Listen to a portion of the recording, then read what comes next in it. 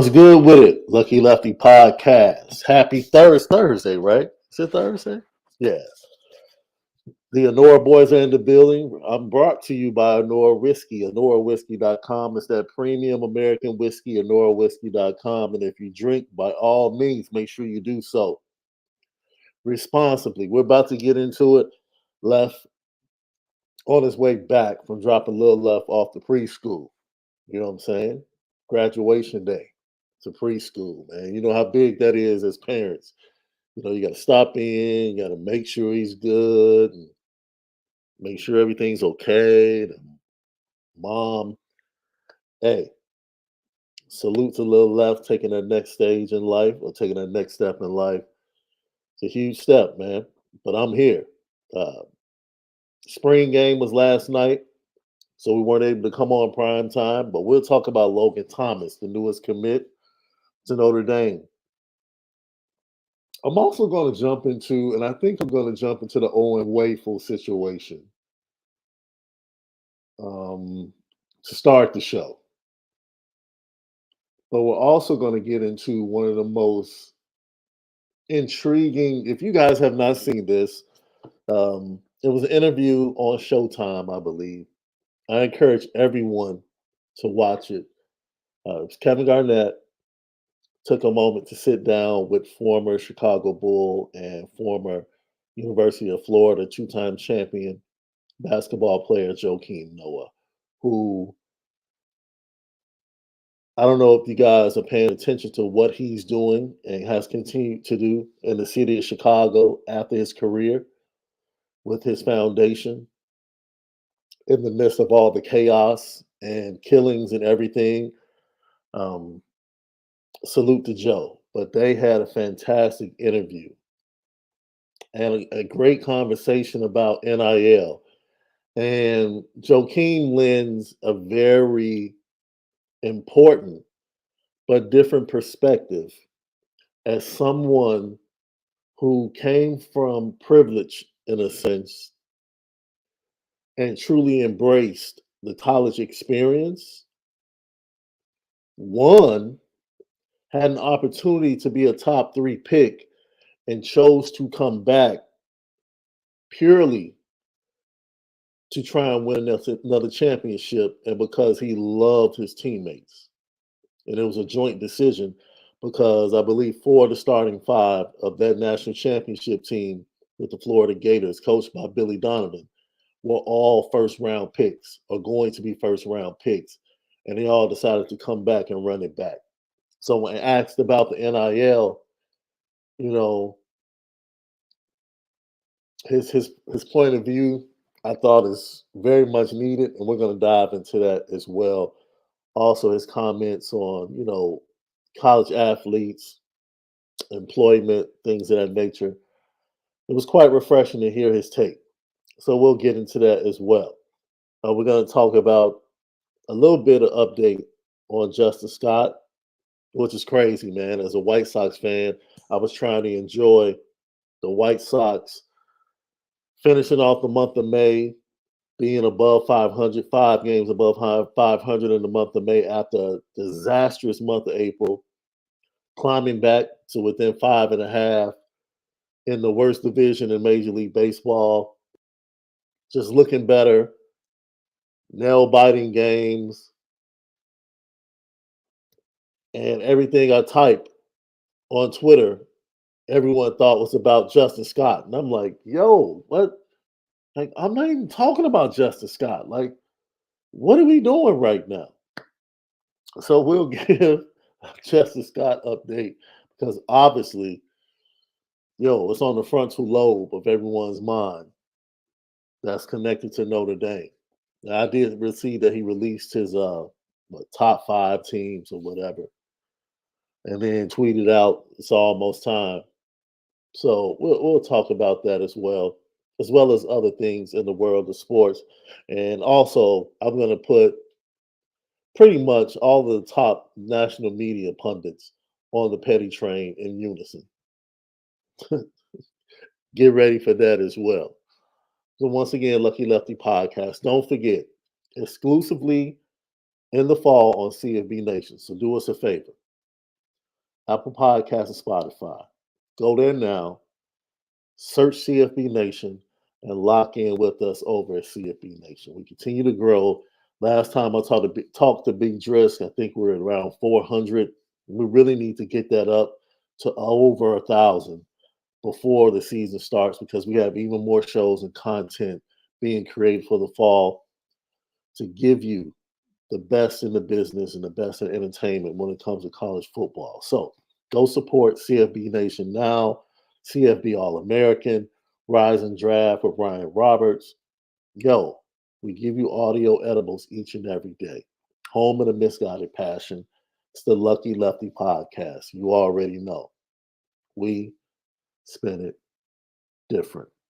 So, Owen Wafle has been committed to Notre Dame or was committed to Notre Dame for quite some time.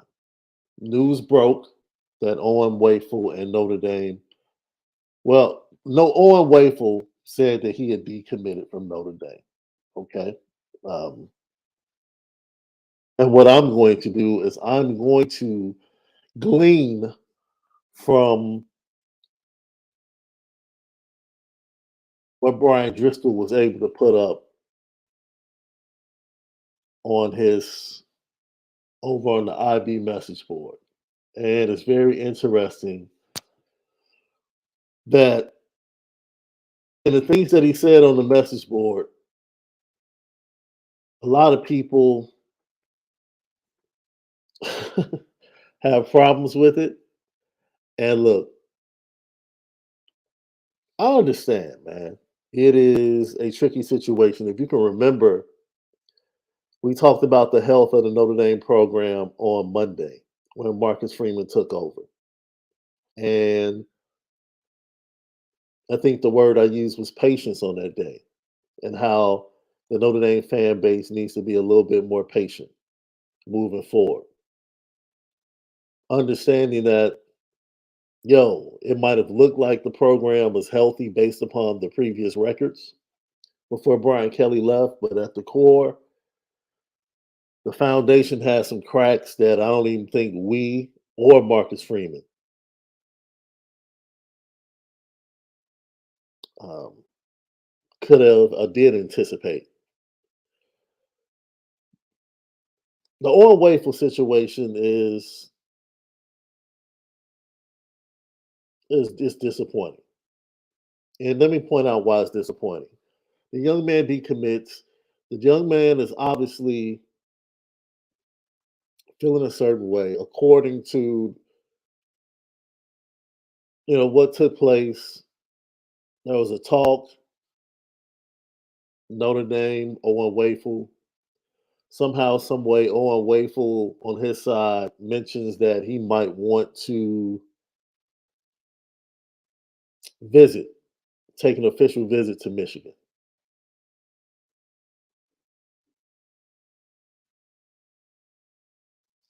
The bigger question for me is how did he get to that point?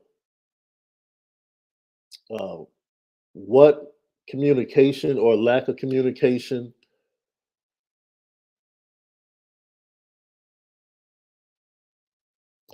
what made it get to that point to whereas he felt a long time commitment to the class of 24 felt like he wanted to take an official visit to another school. And it raises the question, what's going on? This is why the title of today's show is Doing Too Much. I tweeted something out about 2 weeks ago. And I said, man, you know what? I love what Miami's doing when it comes to Justin Scott. Love it. Love it. Every chance they can get. Man, if they know his favorite breakfast food is Fruit Loops and they see a Fruit Loops commercial, they retweet the Fruit Loops commercial and somehow connect it to Justin Scott. It's like that's how committed they are to Justin Scott. That's just how committed they are to Justin Scott. And they're doing too much, right? That's what we would call it in the streets. Like, yo, you're doing way too much. And some people might feel like Miami's doing way too much, but they're committed. They're committed. And I'm like, yo, I get it. Like, if you want to show someone how important they are to you and how impactful they are to your program and your class, you shouldn't be ashamed to do too much. And in contrast, in my opinion, Miami, in contrast to what the Notre Dame program and staff has been doing, is night and day. It's night and day. It's literally not even close. It's not even close. It's not.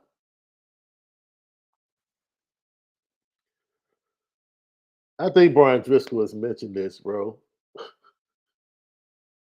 Your defensive coordinator hasn't been out to see Justin Scott not one time. Not once. Not once. Not one time.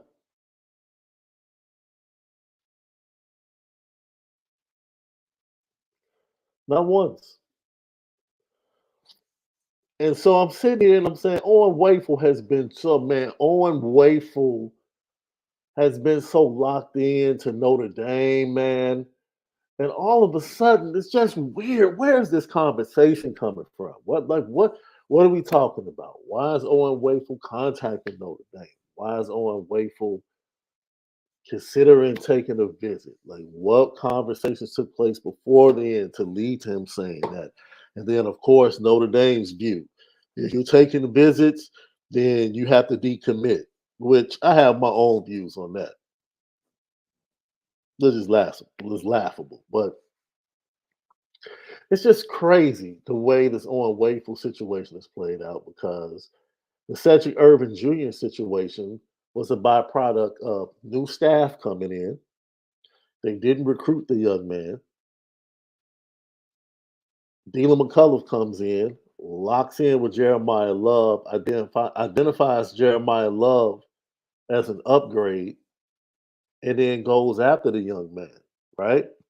So even though some people might deem it as dirty business, it's like, okay, cool. You might deem it as dirty business, but it was a changing of the guard. It's new leadership.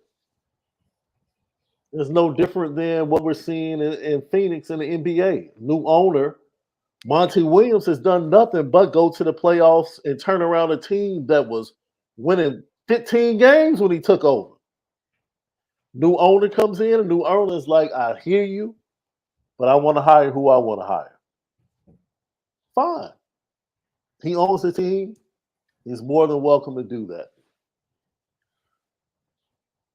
With this Owen Wafle situation, I'm like, yo, you recruited the kid?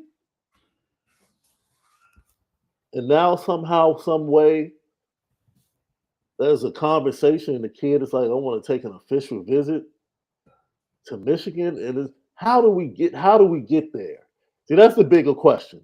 Like, people are sitting up here walking, trying to place blame. Look, how did we get to the place where this young man wanted to take an official visit? He didn't want to decommit. He just wanted to take an official visit to another school. And Notre Dame's rule is if you're taking official visits, you can't be committed to us. Look, I'm trying to get to the bigger issue and the root of the situation. Tell me how we go from a kid that commits as early as he commits and that was recruited and taken by the defensive coordinator, the D line coach, and the head coach, taken as a take, right? We talk about this all the time, Left. Offers in college football are not necessarily offers. That's right. Sometimes offers are just holding people in place until your next film comes out. That's really what it is. Or Right. until you get a better player. Until we get a better thank you, until a better player comes along. Or an offer is, oh my God, we want you right now. And So you a team, doesn't get you, or you try to be the first on a kid. It's a two-way street. I remember going through it. If you were a good player, everybody's first offer, if you was gonna go big, was Cincinnati. yeah, And their pitch all the time was, "Hey, we're your first offer. That typically means we the ones that discovered you first. We showing the most love first. We getting on you first. It should mean something behind that." That was Butch Jones' pitch to me at Cincinnati when I first got offered. And as a player, getting your first big time offer, you like, oh, okay, this. I mean, hey, if they offer me first, that must mean they want me the most, or Yeah, whatever may have you. But you got to do your due diligence, and then other offers come. So it's yeah. just it happens fast as a player, but as a recruiter, you like, well, if I offered you first, that should be no brainer. So there's a lot of the book of recruiting is crazy. When it comes to these offers, because you got verbal offers and then you got silent commitments, whatever that means. How you silent commit. So Yo, it's a lot that goes into it. it is one of the most baffling situations because It's kind of like dating, until you put that name on a dotted line, you don't really, but you don't know, you know, till they send that fax over and give you that pot of gold official letter, put your name on. Couple pages actually. It ain't just one page. You got a couple pages that you probably not should, but don't read. It's real interesting because I think Marcus Freeman had to deal with a lot of different things that he had to take on. They got guys that were offered before he really got into the position. mhm, He's like, are we keeping these guys? Are we moving on? And unfortunately, we had a situation where a kid thought he was offered no letter. It's the verbal offer thing, which is even crazy because all these are verbals. There's no official offer until they send the paperwork through the fax machine. So even the 5 stars have verbal offers. Everything's a verbal offer. It's like a gentleman's agreement. It's like, yeah, I said that to you, so now you can go tell a reporter that comes back to me and verifies it. But it's no official, you know, offer. It's only quote unquote official because you see it on the website 24/7, Rivals, ESPN. But in reality, they're all verbals. mhm. It's just, are the coaches going to stick to it or not?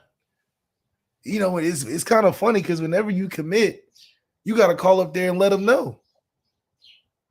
Because then they're, oh, okay, now we can get all the paperwork together. But other than that, it's like, now? Oh, okay, well, we got to scramble to get the stuff together. So it is real interesting because now you got kids, the younger kids, how they do it. The young kids that are like 7th, 8th, 6th grade that Mhm. are, pretty good generally in their class. They go to these schools and try to bargain to get a verbal offer, quote unquote, just to say they talked to the coach and they got an offer in 7th, 8th grade. Now they boosting their stars going into high school. Right. So it's just a game. It's just a game. Now, obviously, these kids that committed 8th grade, 7th grade, that commit to these schools aren't necessarily honoring that. That's like 6 years. That's a 6-year. That's long for a kid committing 6 years to something. That come on, it's not even logical. But it's all about how you build that narrative. Like LeBron James, he had a narrative since 15 years old, right? So building that and getting the ESPN to film your high school game, like, that's huge. Now, was he the number one pick at 15? No. But the narrative was, oh, he could be the number one pick in what, 4 or 5 years from now? Right. it's, Right. it's just Remember how, like, dude, crazy. Mikey Williams was supposed to be like one of the Oh, craziest prospects in the world. in seventh 7th grade. grade. And in 5-6 years later, he didn't grow since 7th grade. Right. And so and recruiting is way different than then. Like kids got way bigger, better. Like it's just right. So football is just like, all right, guys. Like is now there are some kids, a Jadeveon Clowney in 9th grade, 8th grade. Okay. A Leonard Fournette. Remember Leonard Fournette coming out? 6th grade phenom. Now you get some kids that turn out, but we're talking about the 0.001% of high school and young kids at that accomplishment level, you know. But recruiting is a crazy game the way they do it now. It's unfortunate because it's no clean way to play it. That's just what it is. A dirty game. It's a dirty game. There's no good recruiting. No. It's really savage. And for the coaching level on that side, it's even more savage.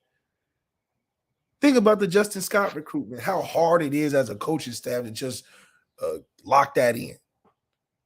You thinking things are sweet. You got team coaching staffs teaming up against you.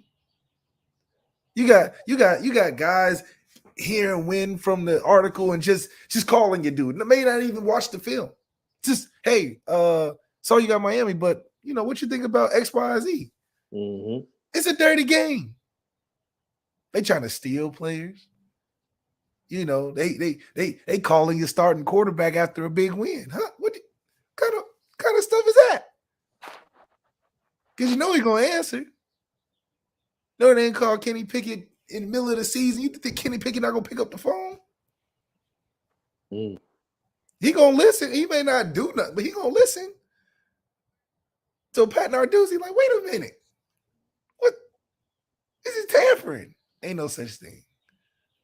Ain't no such thing because recruiting is a dirty game.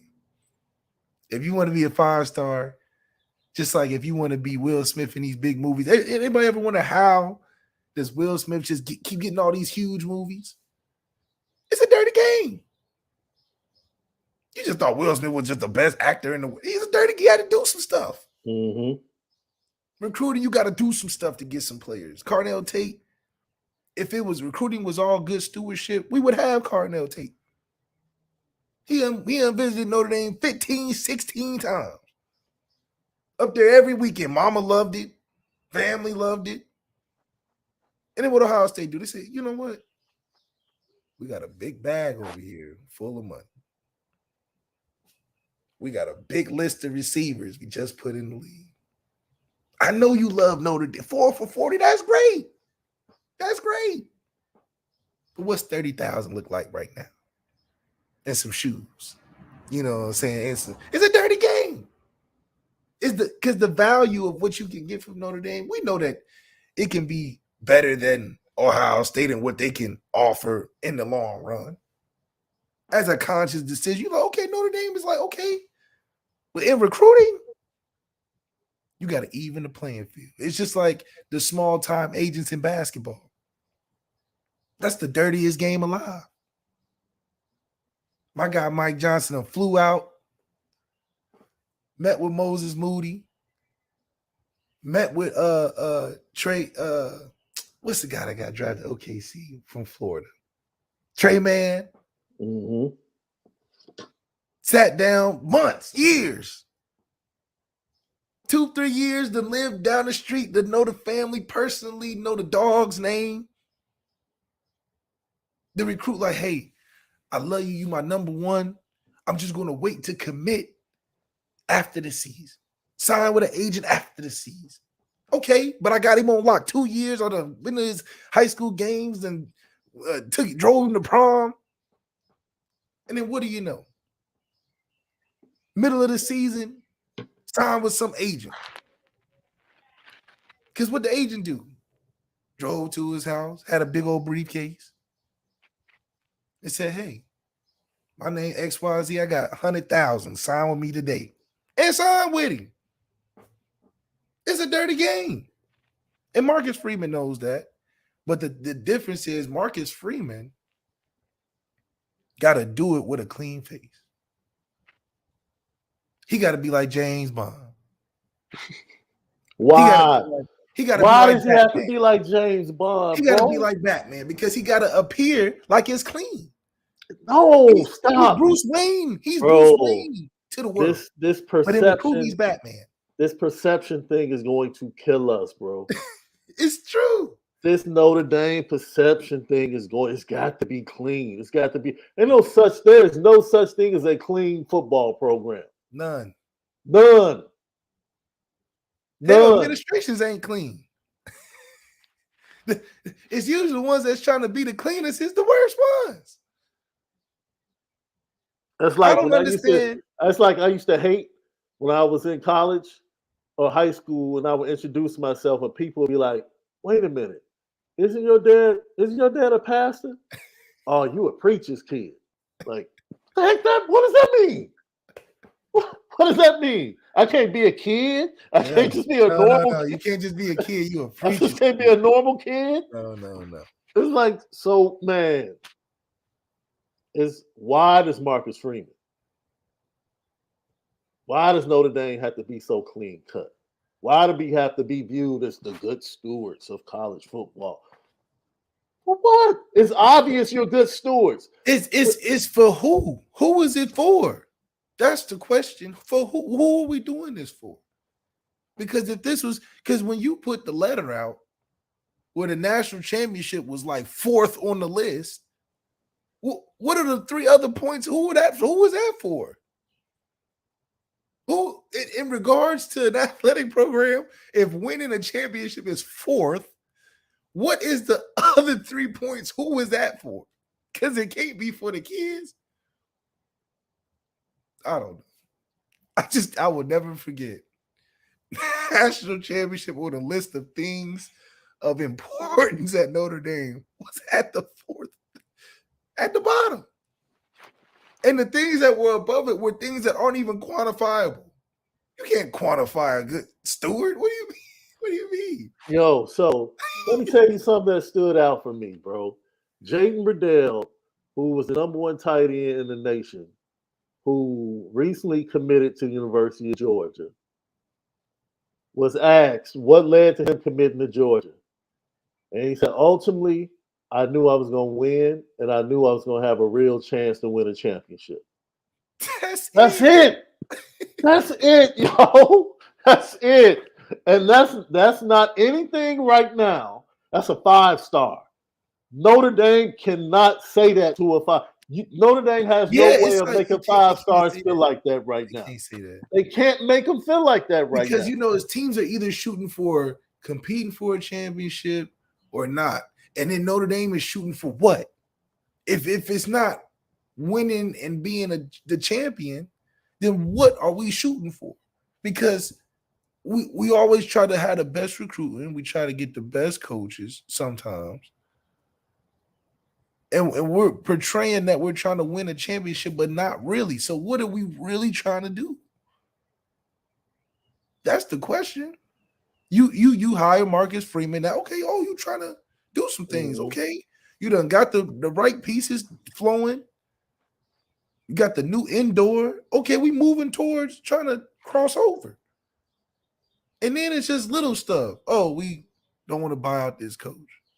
Oh, we can't take these couple 5 stars because of whatever. Mm-hmm. And you just kind of turn around and be like, I thought we was trying to win.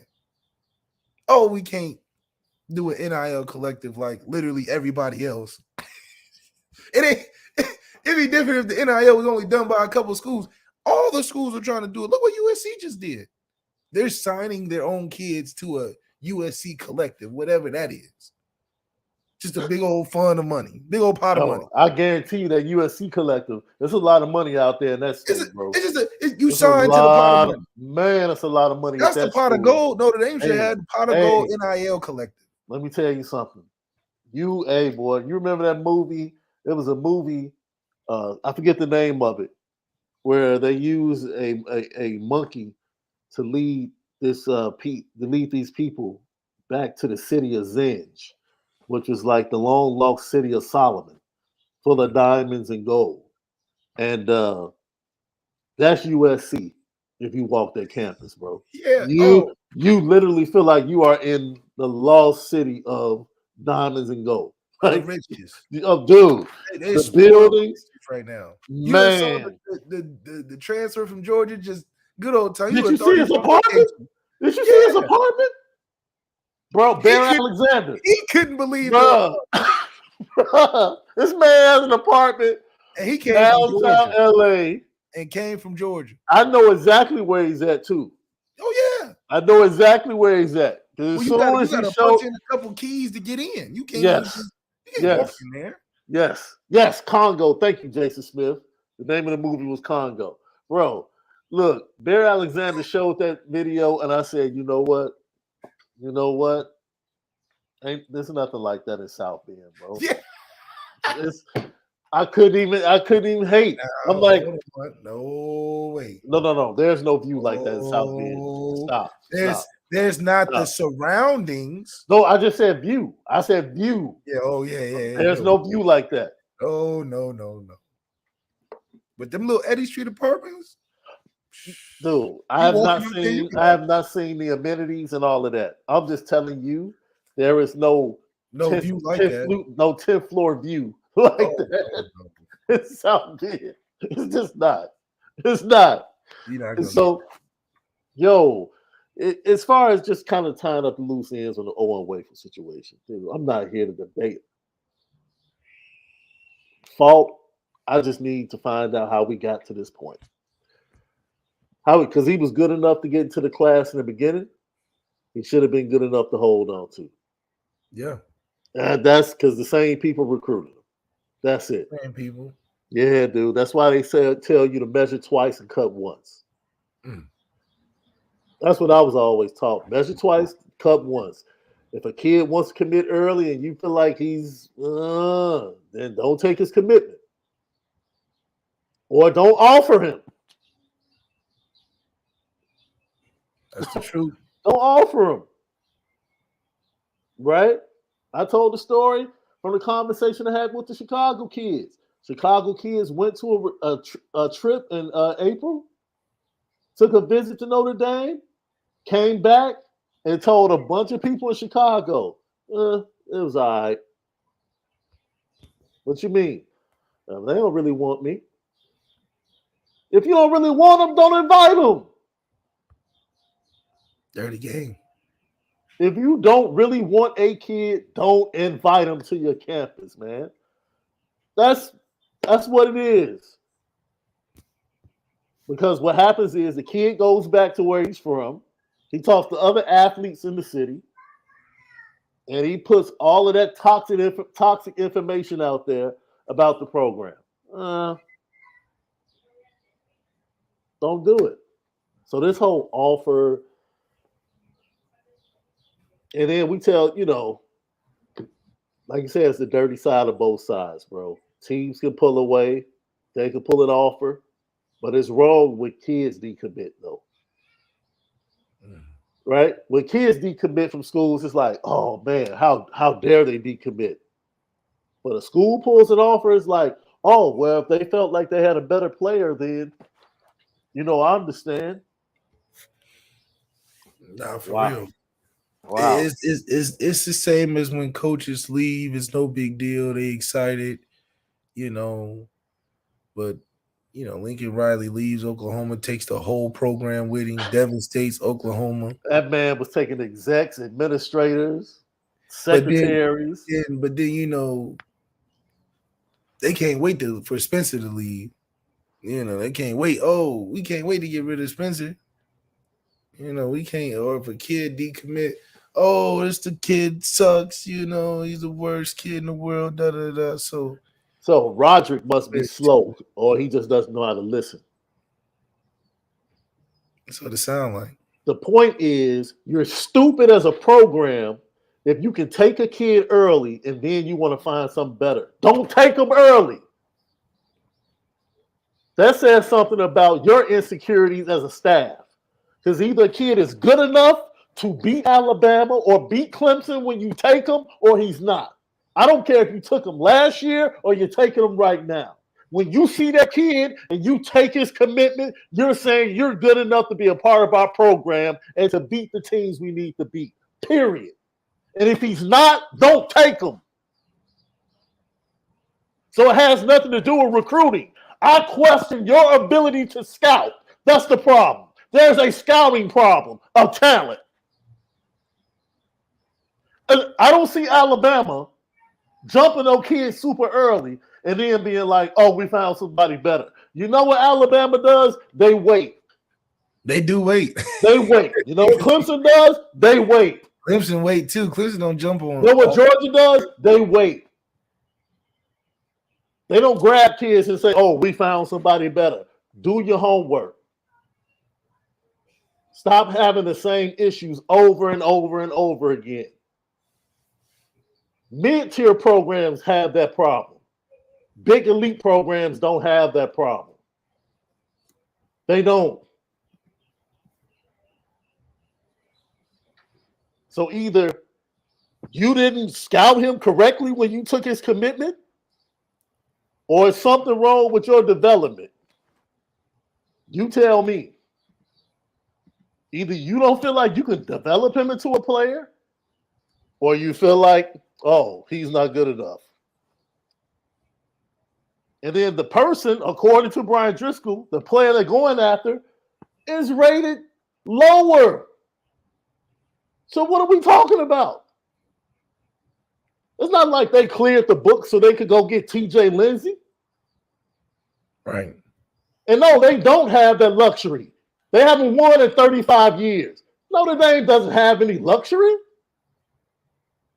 What luxury does Notre Dame have?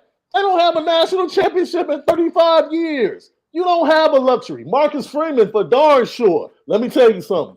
Marcus Freeman does not have luxury. Marcus Freeman got 2 to 3 years to make something happen, realistically. Realistically. Because they're not going to save him. They're not going to save him. What are you talking about? We got luxury. Where? Who? What luxury? No, you don't have luxuries to miss.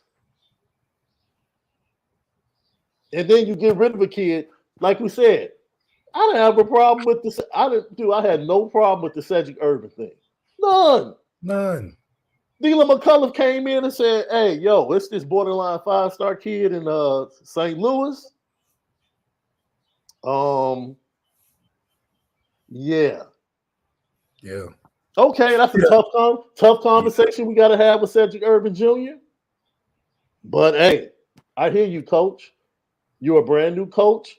You want this other kid in your room. This whole staff brought this kid in multiple times, met with the kid, scouted the kid, deemed the kid good enough to have a jersey at Notre Dame, offered him, and took his commitment.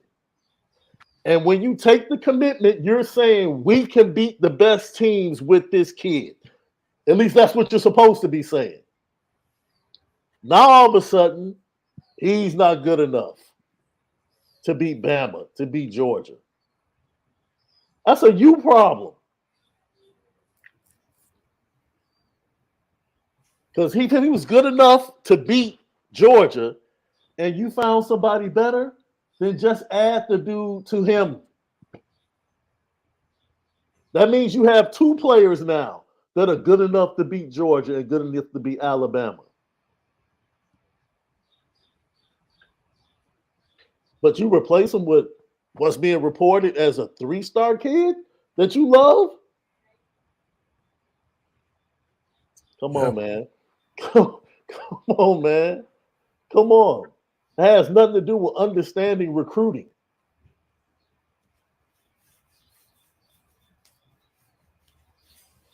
At all. And I think a lot of it too, it comes down to these coaches are sometimes desperate in the attempt to just offer the first thing that's hot at the time because they're trying to gain players and gain momentum. I don't have a problem with the tough conversations, but like you said, I think it's definitely misleading, and it doesn't look good as a staff. Like you know what you're doing if you're not honoring the commitments. I mean, I don't know how to feel if you was a kid. I mean, it kind of goes back to the Dante Moore situation. I thought we had the commitment sealed, and then we go over everybody's head and get another kid to commit on. It's just, I don't know. I think the way the good programs have figured it out is by waiting. They wait it out. Alabama is rarely a person's first offer. Rarely. Now they are at a luxury where they're only putting out a couple offers to the top of the top kids. Right. So they kind of be like, all right, let's see who y'all think is really good for real. And then we'll just pick off of the top. We're in that we can't pick off of the top just yet. But we in the tree. We ain't the bottom of the tree where we getting the low-hanging fruit.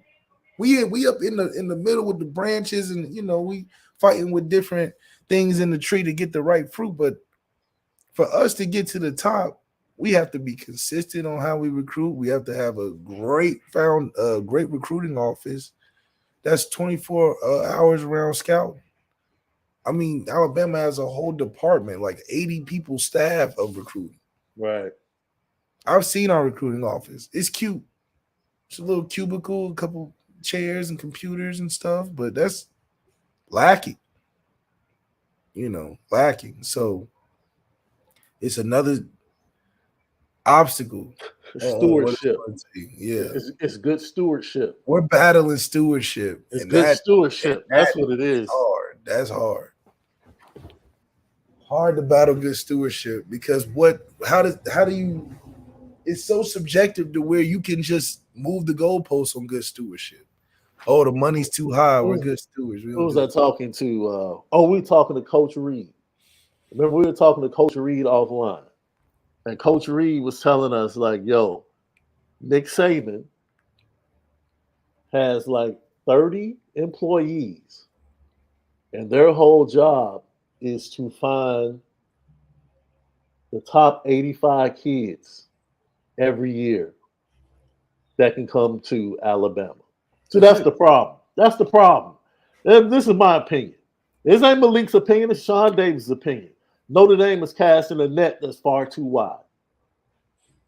If the goal is to beat the top teams, some of the players they're going after, they shouldn't even be talking to. Shouldn't even be talking to them. That's just the truth of the matter.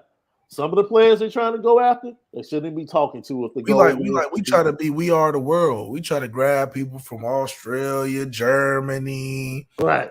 All around the world, so we can be like, look how diverse and multifaceted and ethnocentric and all type of colors we got on the team. We represent the world football team. Some shit. Alabama, we want the best 85. If they all from Alabama, then we all got from Alabama. But they're telling you, this is the point. They're telling you, and you can take it. They're saying every year there's only 80 people or 80 young men enough worth recruiting, worth wearing this jersey. That's it. Sorry if we offend everybody else, but there's only this allotment of kids that's worth it. Period. We have that, but it's not always geared towards the talent. And we don't have the number of people. Our net is like we got 85 of the best people on the planet. Great grades, great volunteership, community leader, all type of this, and then he plays football. So you got 85 of the best people on the planet. That ain't the best football players on the planet. So, yeah, they can be good people. We got a ton of good guys. Every guy you met in that locker room is a good dude. Oh, that's a good dude. Maybe a little arrogant or maybe he's a jerk sometimes, but overall, it's a good guy. He's very well accomplished as a human being. But he can't tackle for shit. Right. So that's where the disconnect comes. We get CEO of a future 500 company, but the man is getting washed down in all the run plays. Man can't tackle an open field. So we turn is that what good stewardship is? We want to have the cleanest, coolest, Man. most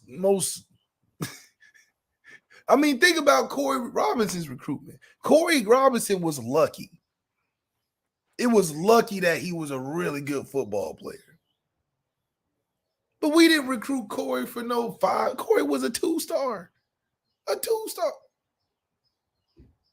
That we gave a chance because he was Corey Robinson. He was Dave Robinson's son. So we was like, well, and then he gets there and he just happens to be like David Robinson and a super free athlete where he just, so we got lucky.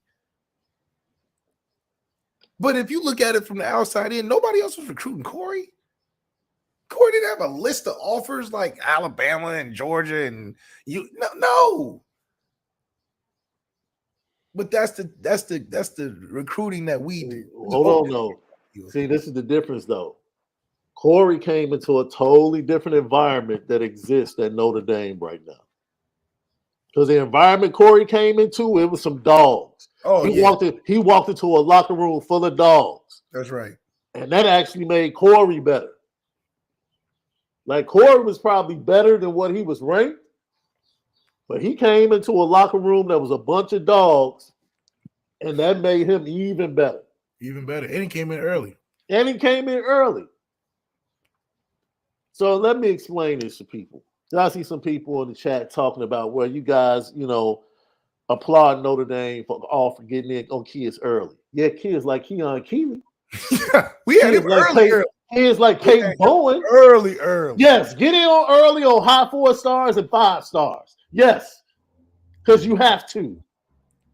Get in early on Justice Scott. Oh, wait a minute. You missed that opportunity. You screwed that up. So yeah, we gotta stop getting these one-offs. I love Ben Minich. I'm sure he'll develop into a great player. But Ben Minich shouldn't be on the top of the board. No, Ben Minich was a kid that they got in after watching his senior film. They watched his senior film and was like, oh, snap, he's better than we thought. Let's offer him. I'm fine with that. When you see kids halfway through the fall like, oh, snap, I'm impressed by his film. Let's go get him. Owen Wafle was a 3-star. When they took his commitment, there was no reason to even take his commitment unless you believe he was a difference maker or a player to get you over the hump. There was no reason to take his commitment. None. There was no commitment. You're Notre Dame. Why are you taking his commitment that early? Why?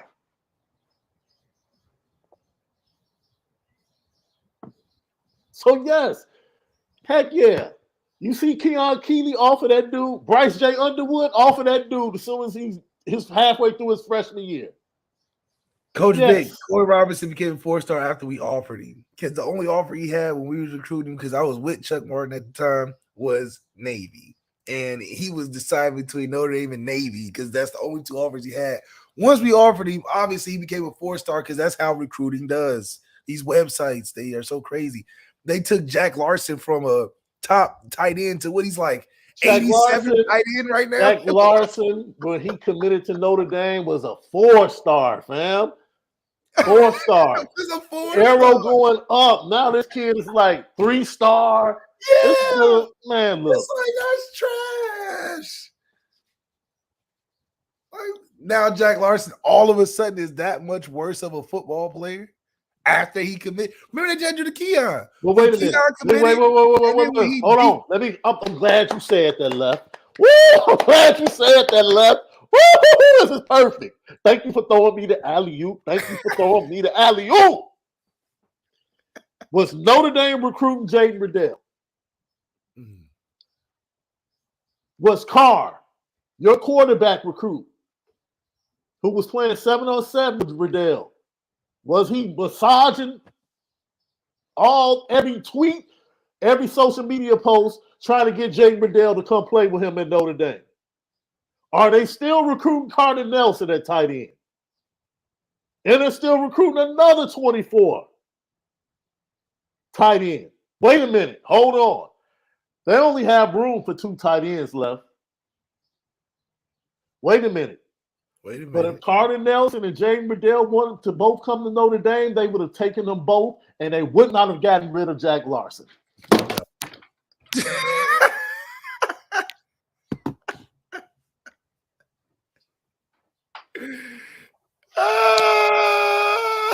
That's right. So I don't do that. And Carter Nelson and James Riddell are both better than Jack Larson. That's right. Who you find that are better than who you have? Yeah. Either who you have is good enough to be in your program or they're not. That's right. Period. They can add 2 more tight ends to this class. Jack Larson ain't going nowhere. Nowhere. At all. So all that stuff about, oh, somebody found somebody better than Owen Wafle, it wouldn't make a difference. Is he good enough? If he's good enough. If he's good enough, it doesn't make a difference who they found. Yeah. That dude, thank you for that alley-oop. Thank you. Because if James Riddell had picked Notre Dame, Jack Larson still would have been in the class. If Carter Nelson picks Notre Dame, guess what? Jack Larson is still going to be in the class. That's right. In a class where Notre Dame said, we're only taking 1 tight end. We're only going to take 1 tight end. We're taking best available. But they keep looking for tight ends. But all of a sudden, Owen Wafle, we found someone better. Okay.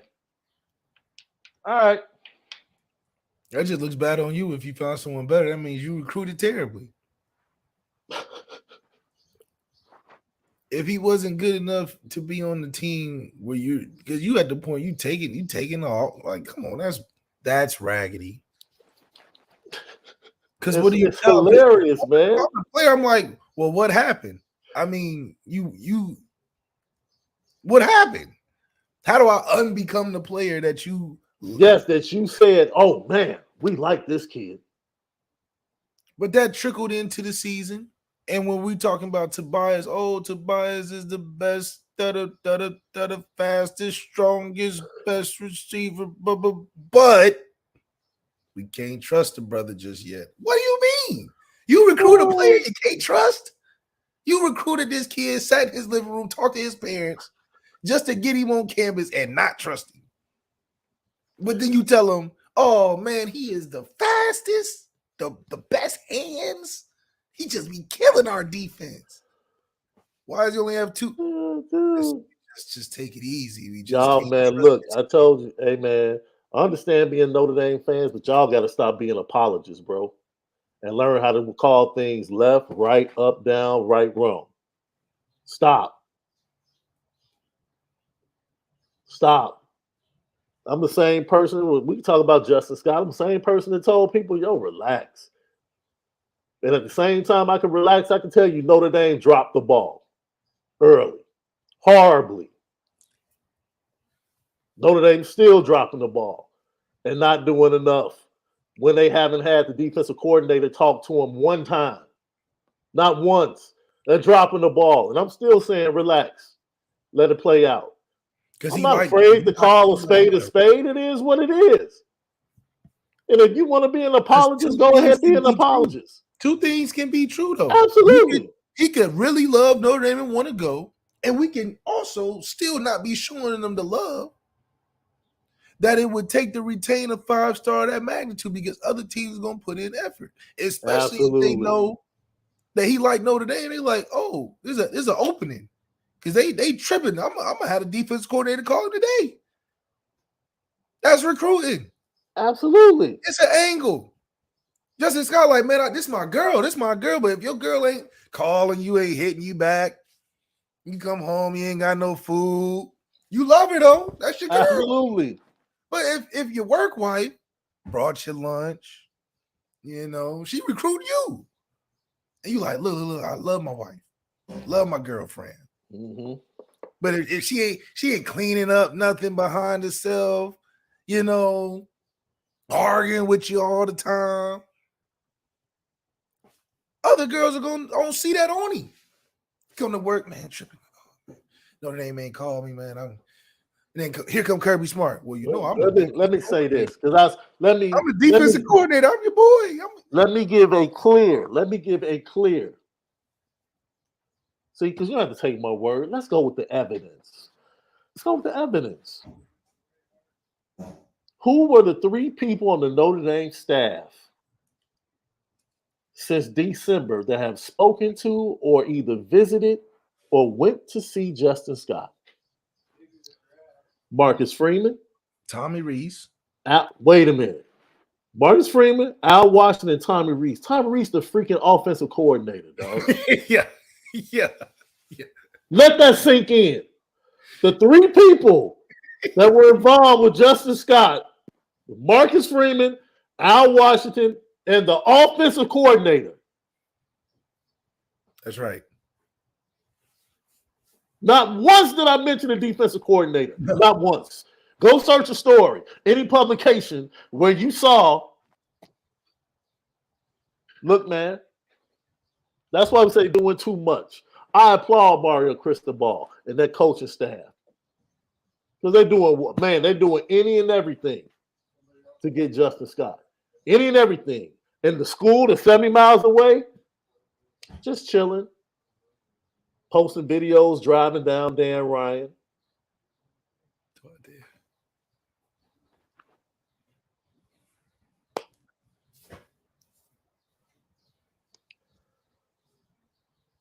So that's all I'm saying. I understand why Miami's getting a lot of buzz. Because they're doing the most. I understand why Miami wasn't due, bro. Trust me. Wasn't in the running? Miami wasn't even in the running. They've come out of nowhere. Because what it comes down to, and Justin Scott knows, it's a fit. He like, man, why Miami show? They must want me. I must fit there. Wait. They must what? They must want me.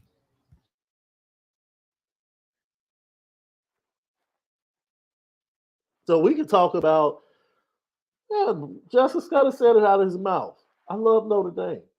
I love Marcus Freeman. Love it. I was about to go commit to Notre Dame. Then I realized I had taken my visits after talking to my coaches and my family. In a school, everybody was worried about Ohio. Remember, everybody was worried about Ohio State, Georgia. Out of nowhere, here comes Miami. Out of nowhere. Because they're doing the most. They're willing to do the most. They're willing to go over the top. They're willing to have their entire defensive staff come to Chicago to see the kid. The entire DB coach, safety coach, linebacker coach, D-line coach, defensive coordinator. Everybody. They're willing to do the most. But the DC from Notre Dame is not really involved.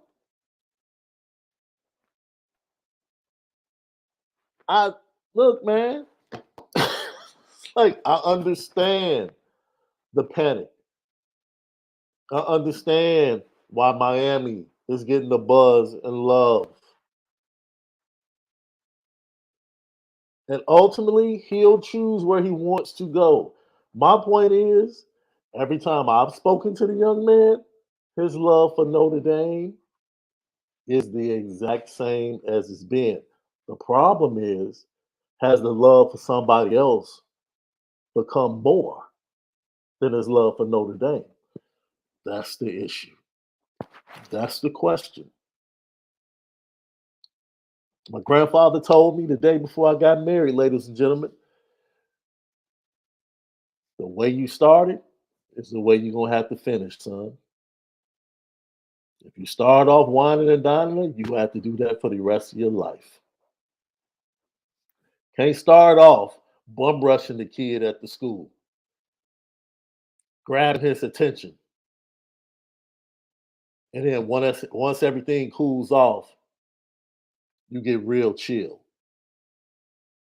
It was the fact that you bum rushed the school that got his attention with the staff. That's what got his attention. And then things cool off and you get relaxed and feel like, oh, we're in good position. And then you have everybody else just flat out willing to do the most to get this 5-star talent out of Chicago.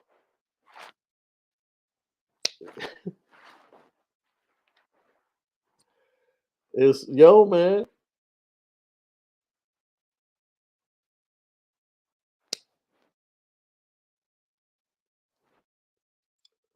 It is what it is.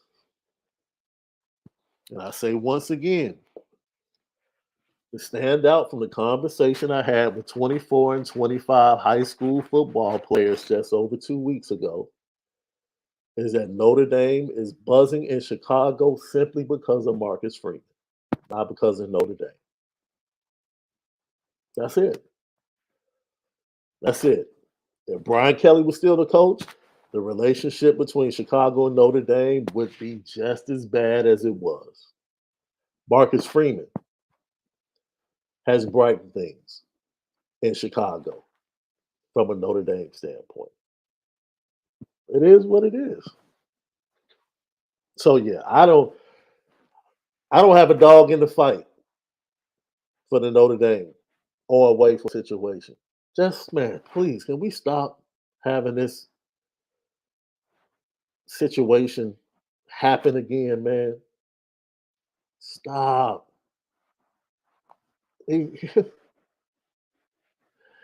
Ah. Chat, explain to me, man, before Left comes back. Explain to me what a Notre Dame kid is. Because when you say that, it just reeks of arrogance to me. Explain to me what a Notre Dame kid is. With all the Prop 48 kids that won the national championship in 1988, are they Notre Dame kids? I'm just wondering, what's a Notre Dame kid? Explain to me what a Notre Dame kid is. Explain to me. Because the last time you won a national championship, you won with a coach that went out and got the best talent and the most talented kids from all around the country.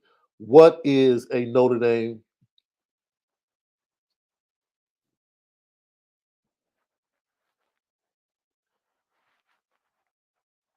What is a Notre Dame kid?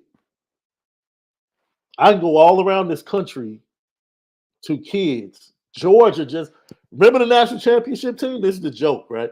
Remember the national championship team?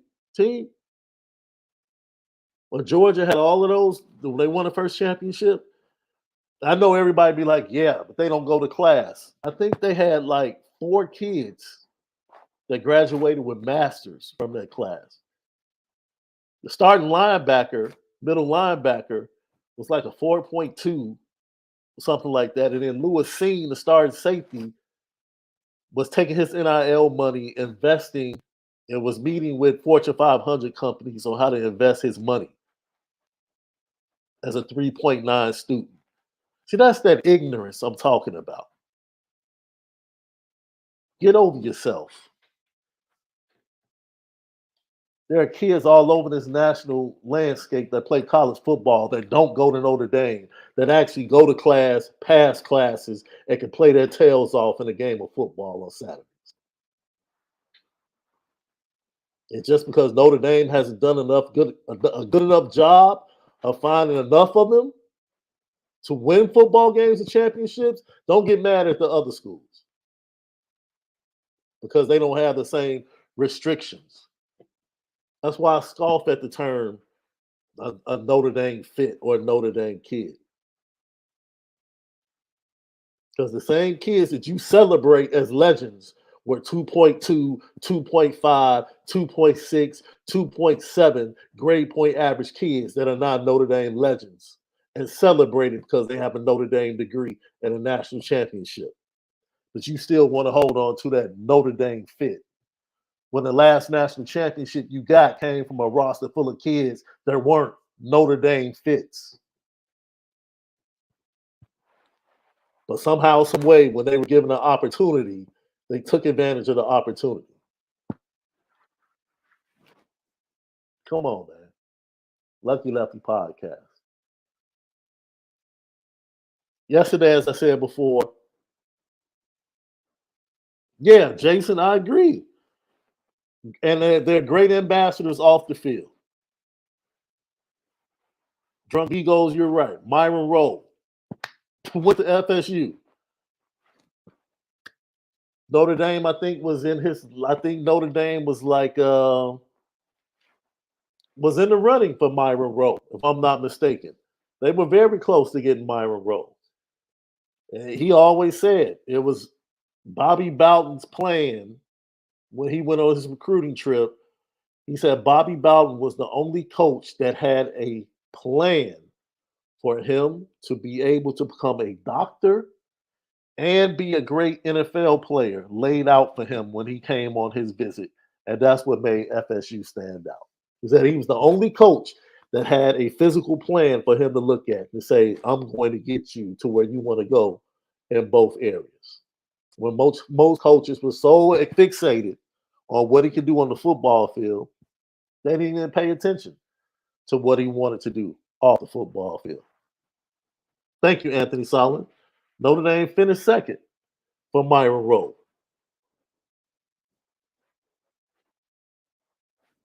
If a kid chose FSU today, that's once again, it goes back to what I said a week ago. Like heaven forbid that a 5-star could choose to go to another school because the coach actually had a better plan for them. When they walked in, the coach actually had a better laid out plan for their career. And they chose to go to the other school. But every time a 5-star kid chooses another school over Notre Dame, oh, the NIL, this. We want to throw every other excuse in front of that young man to explain what happened instead of just saying, hey, they did a better job than Notre Dame recruiting them. That can't happen. It's crazy. Lucky Lefty Podcast, Apple Podcast, Spotify, YouTube. And no, I saw somebody say, I still say relax and let things play out with Justin Scott. I think I just said that. The same love he had for Notre Dame, he still has. That's what he's expressed to me. The question is, has his love for other programs superseded the love that he's had for Notre Dame? Because in my opinion, Notre Dame hasn't done the most like other programs have done in recruiting him. Sorry, I was getting shutters put in. Jesus. No, that's all good, bro. That's all I'm saying. But subscribe, hit the thumbs up. Helps with the views. Audio edibles each and every day. Apple Podcasts, Spotify. We spin it different. Notre Dame, new power rankings come out. They drop to 15 in the new power rankings. Now, these were combined with recruiting efforts of late, returning production, and historical impact or historical performance. Notre Dame drops to 15th on ESPN.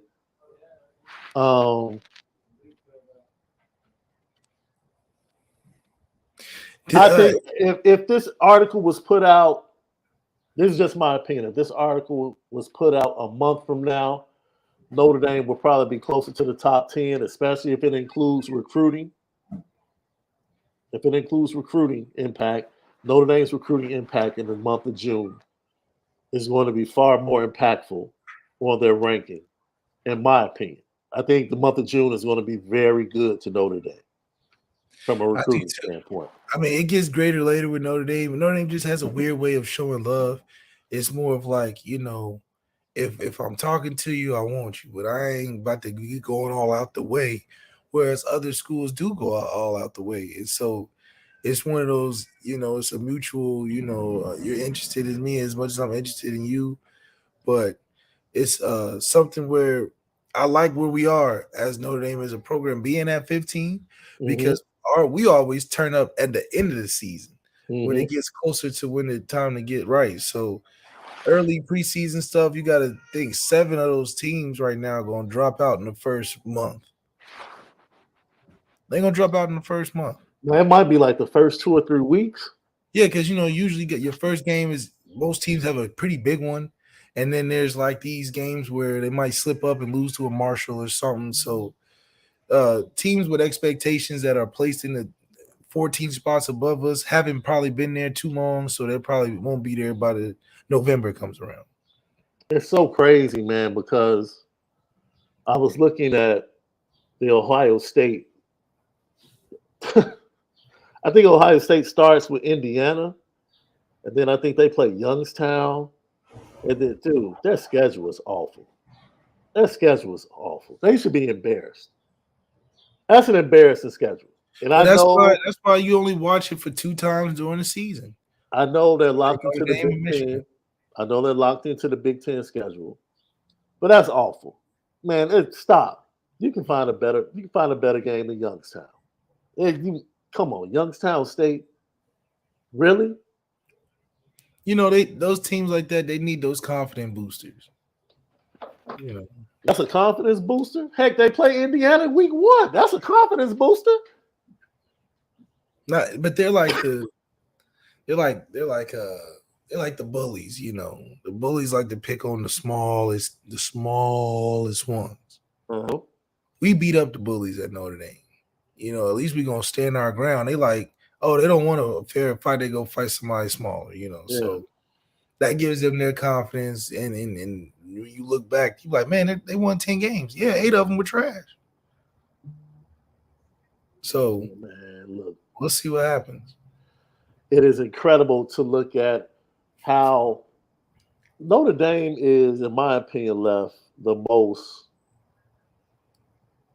I don't think media really research and dig into Notre Dame. I think they just throw a number at Notre Dame. I think they say, for business purposes, we have to have them ranked at least close to the top 10 because that brings a lot of attention and it makes it controversial because people are going to say, man, Notre Dame is overranked. Then you got the Notre Dame fan base saying, oh my God, everybody hates us. Well, Notre Dame is great business. I promise you, dude. I've been in the meetings. I've literally been in the meetings as the one that ran.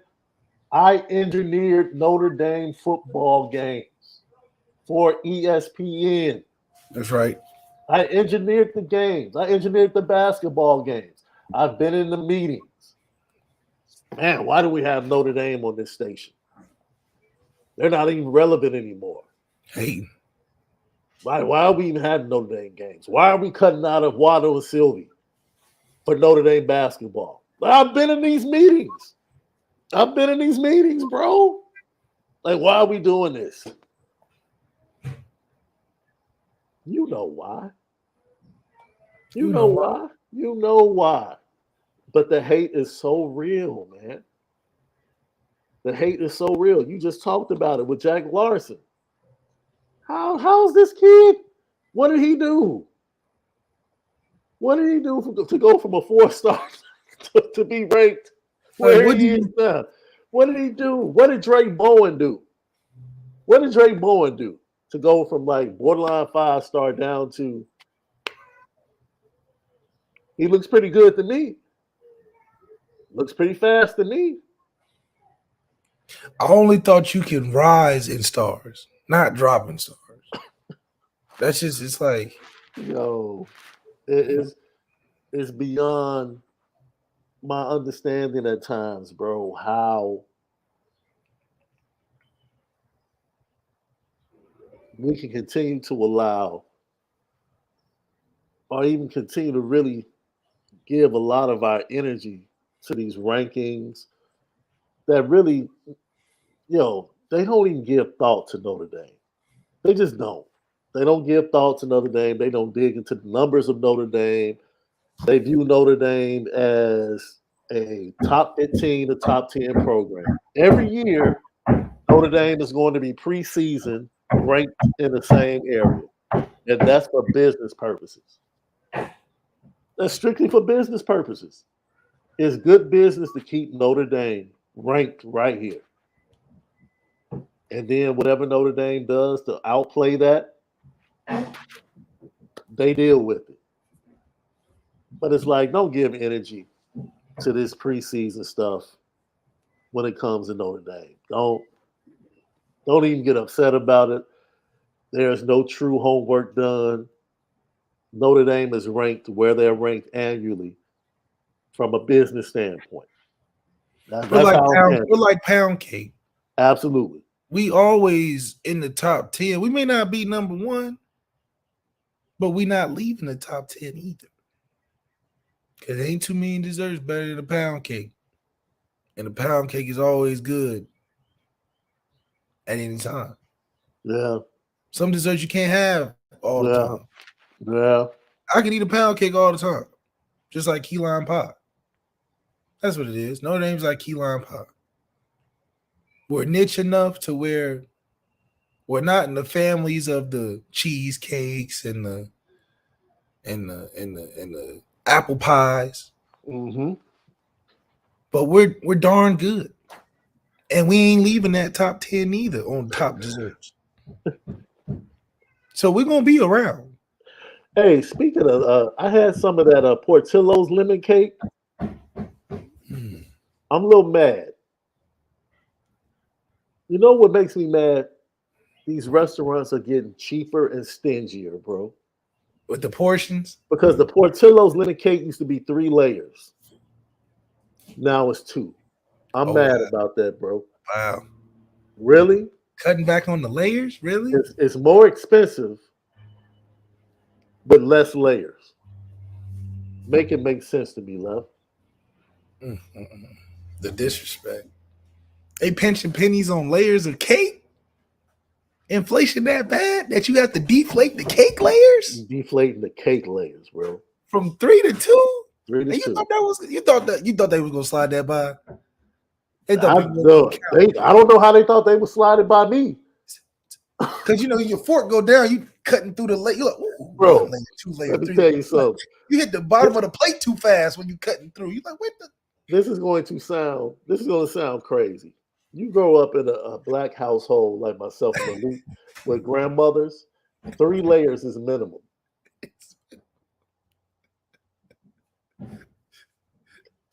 I've never known a 2-layer cake in my life.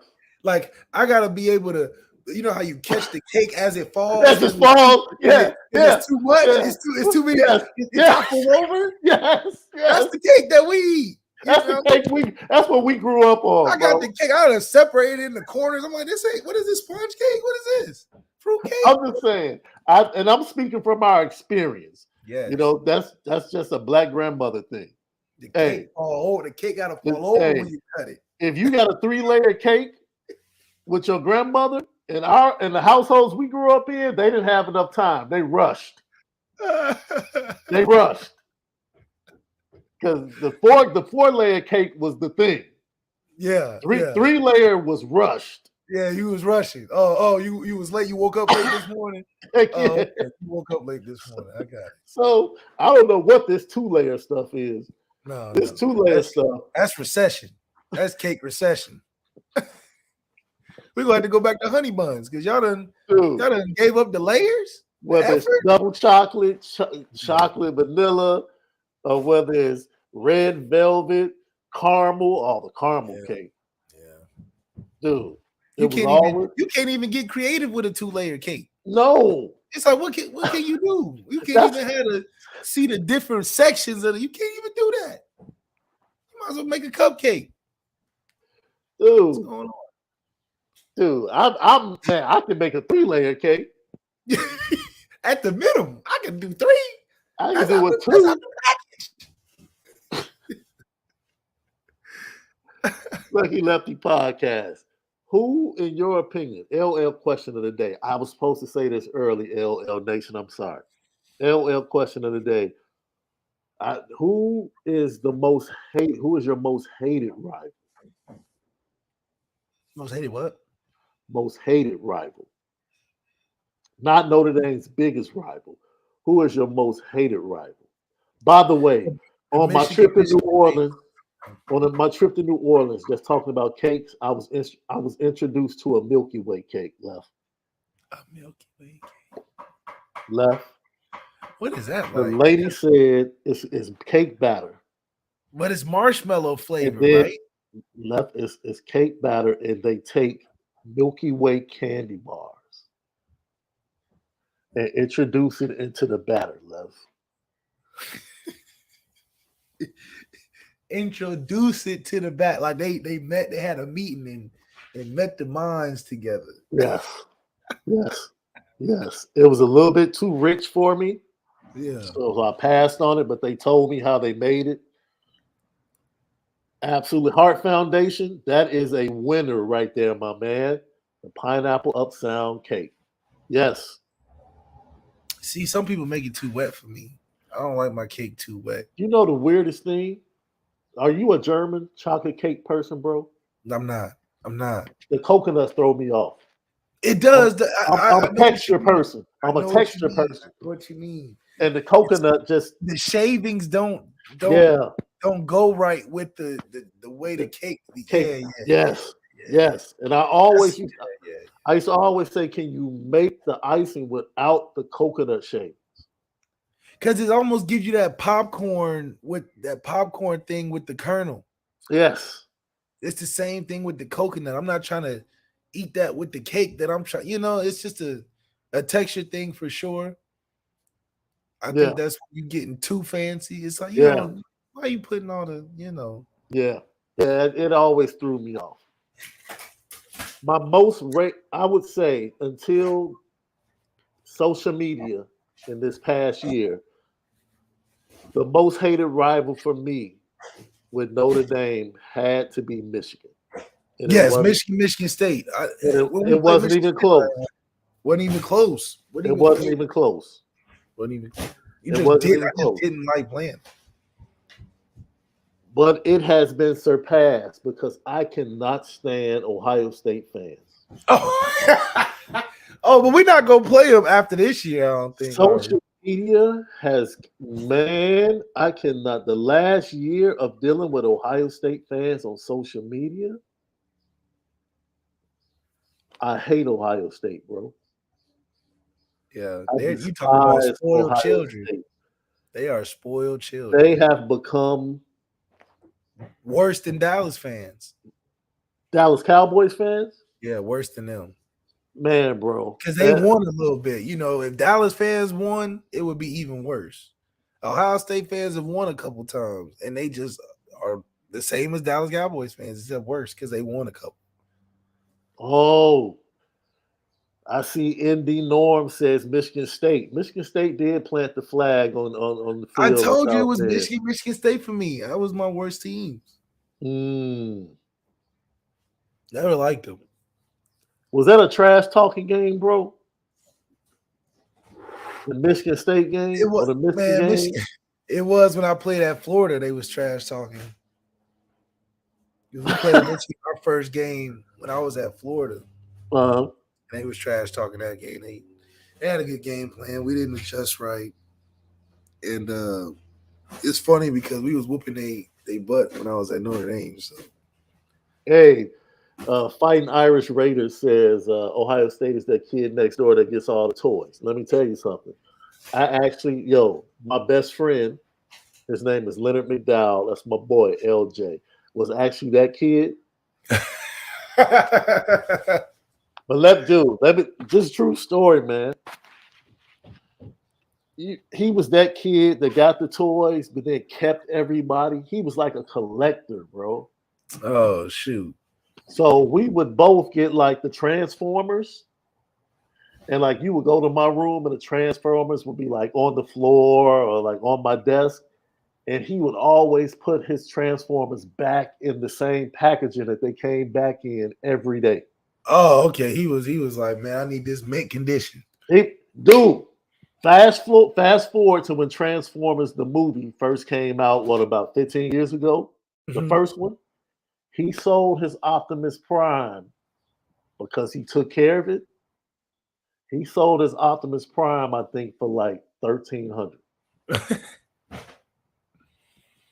So I'm not saying, you can laugh at those kids.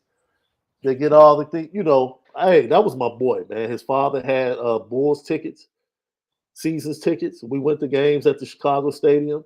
So I was good with the benefits of having a friend next door that got all the toys. Now, is that the same as my friend who she only buys furniture that she can resell? So like she'll buy antique furniture Uh-huh. for like at a garage sale Uh-huh. for like 500, but will only buy it if she can resell it for like 1,000 or something. Now, is that the same or is that just being super cheap frugal? I think that's kind of selective, but it's also a business savvy You only buying move. furniture you can resell. Yeah. But Obviously she's off done of like, research. but you buy it off of like But that's swap researching, meets, right, bro? She did her homework. She's what do doing you her call homework. that though? And hustling. That's what I call it. For your furniture? She's a hustler. She's a hustler, bro. Nothing's matching. A- Sometimes your furniture gotta match. Anthony Solomon, thank you for that, my brother. Super chat. Yo, I'm all good with that, man. That's What gotta are you be talking called about? something though. You buying like second time around furniture, but you only buying it to read. I don't know. Maybe it's something. It's a good idea. Michigan State played Notre Dame tough a lot of years though, so there were good games. There were good games. Yeah, it's just something about the Michigan, just the And, essence of it. People talk about hating Notre Dame. I think people have a more accustomed to hate Michigan because maybe it's from Ohio where we just didn't like Michigan either way. yeah. But man, it's just like, man, no. I get Ohio State fans are annoying, but we just hate Michigan fans. Yeah. Now, Coach Vic, this is something I know several people that do this. So that's a different thing. It's like buying comic books from the estate sale and flipping them for more money. Absolutely. Like, because you go to the estate sale, people might not understand the value. You buy it and then turn around and sell it. Because sometimes people don't understand the value or they don't value what they have. Or they're in a position where they have to sell it for less. Or we get something for that we think is good and end up cutting it for cheap. Oh no, man. We have an interesting way of recruiting. We gotta clean that up because it's bad enough we're fighting up perception and recruiting, but then to actually practice weird things too is a little different for recruiting. So it's like, which way are we going? Well, we'll see, bro. We'll see which way we go. Oh man, Shaun Sabillano and Justin Scott will be the targets on the defensive line. Don't exactly know where things stand with TJ rushing, but Logan Thomas is the newest addition to the Notre Dame defensive line 24 class. Kid out of Texas, and look, I like the young man left. I mean, I'm not hurt that this is a young man they ended up with in this class by any stretch of the imagination. You know what I'm saying? I love this young man. Katy, Texas. Katy, Texas historically, if you go back, Katy, Texas historically has given Notre Dame some really good football players, man. They really have. So we're just going to show a little bit of Notre Dame's newest commit, Logan Thomas, defensive lineman, Paytown High School.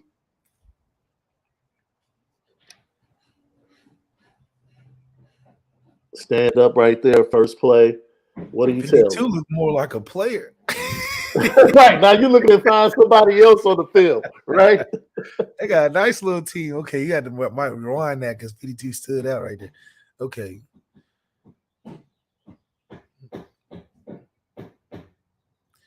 He has the ability to, doesn't look too stiff on a pass drop.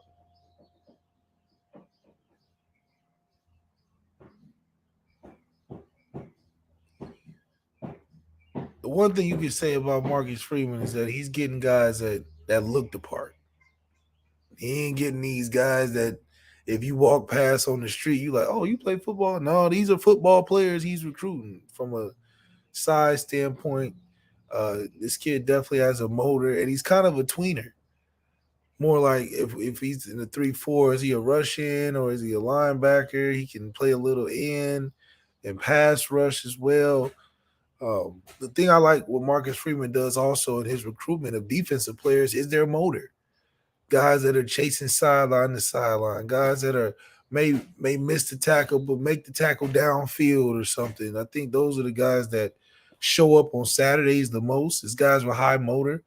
And this play right here just shows a kid that's has a high motor. He's gonna go to the whistle and he's gonna chase the ball no matter where he is on the field. Has some athleticism, and being able to do so much. If you can pass, drop, rush the edge, have run contain, and then rally to the ball, you're a pretty complete defensive player. Is something that Marcus Freeman and Al Golden likes a lot because this is another in line of a versatile player that can be a hand in the ground or he can be a stand-up weak side linebacker. Definitely adds to the depth of the linebacking room that's very versatile.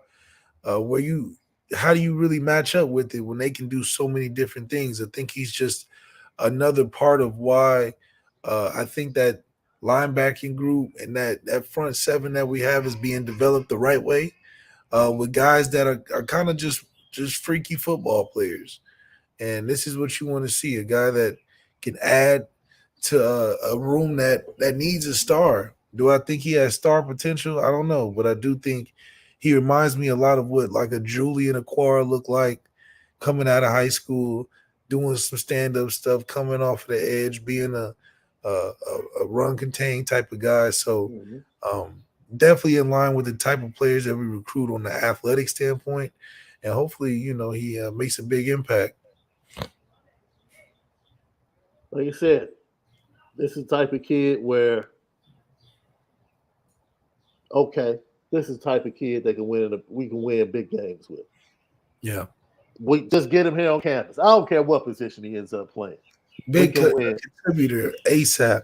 Absolutely. Absolutely. Like you said, motor, sideline to sideline speed, versatility to be able to play different fronts, which is what you need with a national schedule like Notre Dame that goes from playing spread teams to power teams to option teams. To Heisman quarterback first picks to So whatever it is, you need this type of talent at Notre Dame, and Marcus Freeman at Notre Dame and another incredible talent in the 24 class. Viper rush in Logan Thomas, Katy, Texas, Pantow High School, committed to the Notre Dame.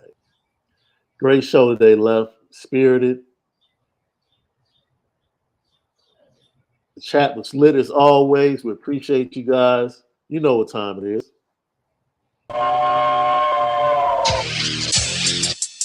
Petticoat. Petticoat. Petticoat Junction. It's time to get petty. Oh, we did a good job executing. Are you upset with something? And fire up the Petticoat Junction train. I just don't like you.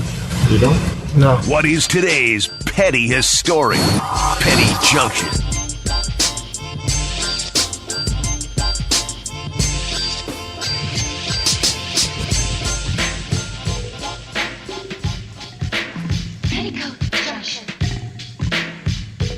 Petty Junction, Petty Story of the Day brought to you by Onora Whiskey, OnoraWhiskey.com, that premium American whiskey, OnoraWhiskey.com.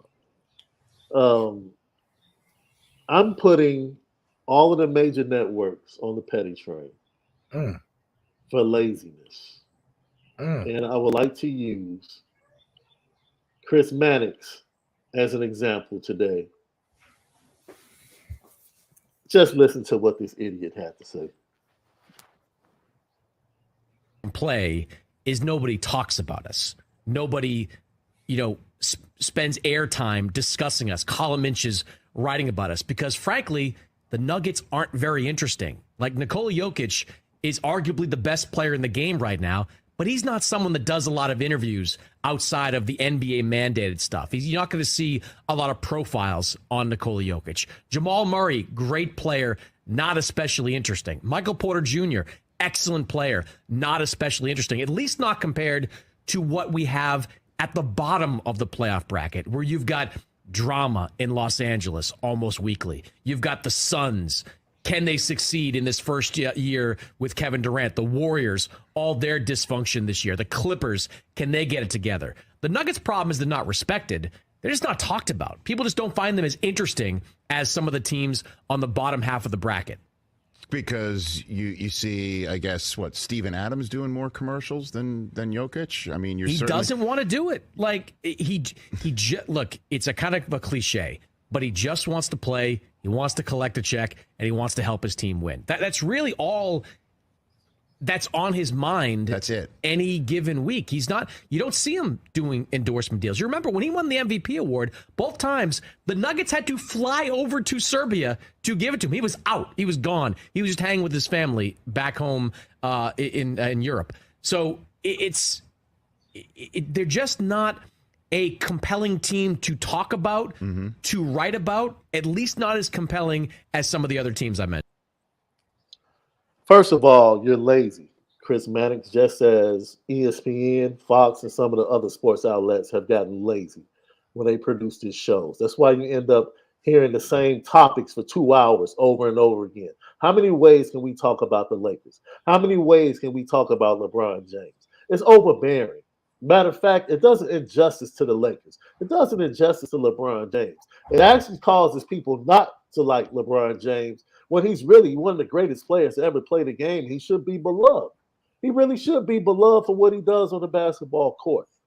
But this is what social media and lazy writing does. I agree with that. Haters. It creates haters. You're going to tell me that Jokic, being the best player, a point center in the modern day, being the best player in basketball is a boring story? You're lazy. Michael Porter Jr. is going through multiple back surgeries, was once thought of as the next dude after LeBron, coming out of college when he went to Missouri, played AAU with Trae Young from 7th and 8th grade, and they were the dynamic duo all the way up. You could tell me that you can't make a story out of that? You can't talk about that? You can't talk about how he's taking a role as a role player after being thought of as one of those dudes and has persevered all of the physical elements to now be the number 3 option next to Murray and Jokic and be happy in his life after dealing with mental issues that have been documented? But that's not a good story. No one wants to hear about that. No, Chris Mannix, you're lazy. I doubt your writing ability. That's the problem. You want the salacious title and then the subpar writing to be at the forefront. That's what the Lakers are. They're the headlines. That's what they are. The Nuggets, they don't have the salacious headlines. So you actually have to do some research. You actually have to do some digging because there are plenty of stories there. Jamal Murray in the championship series, in the Western Conference Finals, in the bubble. A series where, look, they went 6 games, but gosh darn it, it was about 4 seconds from being a 7-game series that Anthony Davis didn't catch that ball and hit the 3-pointer from out of bounds to save the Lakers from losing that game. It was that close to being a 7-game series in the bubble. But you don't want to talk about how the Nuggets came back from that and then thought they were about to be the team to win and go to the finals the next year, only to lose Jamal Murray to an ACL. A devastating ACL in the second half of the season, and how he's coming back from that. Having to miss a full season and regain himself. And it's become the Jamal Murray that was in the bubble. That's not a compelling story, though, Left. That's not compelling. Nobody wants to hear about that. No one will read that. Maybe if you would have the writer you thought you would, people would read it. TV and money has made media lazy, Left. That's See, true. when the money wasn't that good for the media and they just had to go out and find the stories and it was all about what they could write, we would have these compelling stories. But now, since they have podcasting and they have all these spots on TVs, now it's like, well, that's not a compelling story. No, you're just lazy, dude. You're just lazy. That's it. And it's turned sports radio, first take, get up. All the first hour of get up is the same as the second hour. Ain't nothing is different. It's the laziest producing I've ever seen in my life. It's lazy. But if I'm a producer and I'm getting paid mid six figures, and that's all I have to do every day is create 1 hour of content and just regurgitate it, what you think? What do you think I'm gonna do, Left? Especially if it's getting ratings, what do you think I'm going to do? It's the same thing as radio. See, this is the problem. And I'm going to put the bulk of the responsibility on them, but then I'm going to put some responsibility on us as the consumers, because the consumers have to be better. Yeah. The reason they give you that regurgitated crap is because you eat it. And the ratings say so. You can sit here and talk about ESPN being trash, but the ratings say you tune in. Just like radio here. WGCI in Chicago is trash to me. You listen to a song, you're going to hear it 30 minutes later. The exact same song. That's it. It's terrible radio. I love LA radio, bro. Because 1 minute I hear something from back in the 90s, and the next minute I hear something current day. I love radio in LA. Every time I go to LA, I'm like, yo, this is what LA radio is supposed to be. This is what radio is supposed to be. A mixture of good music. But when the consumers listen in, there's no pressure for them to change the content. This is why we say we spin it different. This is why we do what we do. Because you never know which direction we're going to go with the story. We create stories, bro. We create the content every day. We think about these things. We don't just want to regurgitate the same topics over and over again. To me, that's lazy producing and that's lazy content, bro. And we're really doing the sports world an injustice. There are plenty of stories with the Denver Nuggets. Talk about Kentavious Caldwell-Pope, who was a key component on the championship team. Key component. Played his ass off. And they traded him away from Russell Westbrook, which led to the demise of the Lakers. And now he's back. Well, hold on. Let me finish. Let's say not demise. Dude, they didn't win another championship. That's demise to me. So, okay. Traded for Russell Westbrook only to come back with the Denver Nuggets and beat the Lakers to get back to another chance. That's a story. That's a story. Do your job, man.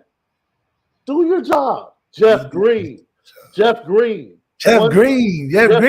Long-time vet, long-time beloved vet in the NBA. I'm talking about beloved. LeBron James loves Jeff Green. Yeah. Big-time vet for him as a youngster in Cleveland when he was coming up. Former teammate. Talks about his love for Jeff Green. Get his chance to go to an NBA Finals. Great story. Do your job. Go find the stories and write something compelling instead of looking for a compelling story. You see that, Left? This is what they want. They want the compelling story, clickbait, so they can be lazy writers instead of finding the story and being great writers. See, it used to be about being great writers. That's what the business used to be about, being great writers, being great journalists, being great TV personalities. Now, let's go find the salacious story, and then we can sit back and just laugh and hee and whatever. Come on, man. Chris Mannix, sit on the petty train, man. You and the rest of these people out here that are just being lazy right now when it comes to reporting. Lazy. That's it. Yeah, that's it. That's it. There's so much meat on the bone in Notre Dame football. Yo, we talk Notre Dame all day, every day. 10,000 ways, different directions. 10,000 ways, man. It is what it is. And you're right, Michael. Stats and hot takes, man. Stats and hot takes. See, they want to talk about Ja Morant. Oh my God, let's talk about Ja Morant and his gun for 30 minutes. Really? There's nothing else to talk about? Nothing else? Let's talk about Aaron Rodgers pulling his hamstring in practice. Come on, man. Lucky Lefty Podcast. We'll see you guys tomorrow for the Culture Friday. Left, I got a real nice topic. Real nice topic, bro. Real nice topic for tomorrow. Yeah, so it's an anniversary for a particular film and a particular album. Okay. So I'll leave you with this. Is Commons B the best album on good music? Is Commons B the best album ever released on good music? It's kind of a trick question because you have to go do your research to see which albums were officially released on good music. That's true. Yeah, on good music. That's On true good because music. they were a part of what is it? Interscope or something. Who was good music part of? Yeah. Lucky Lefty Podcast. Have a great Thursday. Most of all, make sure you spin it different.